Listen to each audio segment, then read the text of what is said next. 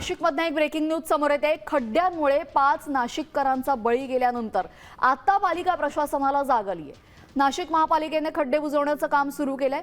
महापौर आणि उपमहापौरांनी देखील रस्त्यांवरील खड्ड्यांची पाहणी केली आणि या संदर्भातला आढावा घेतलेला आहे।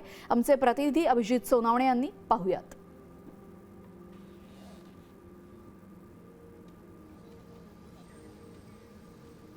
आपण पाहतोय खड्ड्यांमुळे नाशिकमधल्या 5 जणांचा बळी गेलेला आहे। याआधी आपण पाहिलेलं आहे 4 जणांचा बळी गेलेला होता आणि 28 तारखेला आणखीन एकाचा बळी गेला आणि त्यानंतर आता पालिका प्रशासन रस्त्यावर उतरतंय आणि खड्ड्यांची पाहणी करतंय।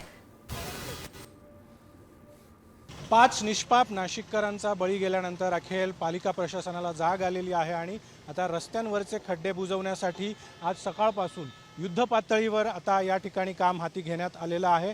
मी आता नाशिकच्या मखमलाबाद परिसरामध्ये आहे। प्रचंड खड्डे खरं तर या रस्त्यांवर मागच्या काही दिवसांपासून पडलेले आहेत आणि त्यामुळे नागरिकांना खरं तर रोज या खड्डेमय रस्त्यातून प्रवास करताना खरं तर तारेवरची कसरत करावी लागते। मात्र आता 5 नाशिककरांचा बळी गेल्यानंतर ही सगळी खड्डे दुरुस्तीची कामं जी आहे ती आता हाती घेण्यात आलेली आहे। समोर जर आपण बघितलं तर आता युद्ध पातळीवर या डंपरच्या सहाय्याने या मशिनरीच्या सहाय्याने आता खडी टाकून रस्त्यावरचे खड्डे सध्या महापालिका प्रशासनाकडून बुजवायला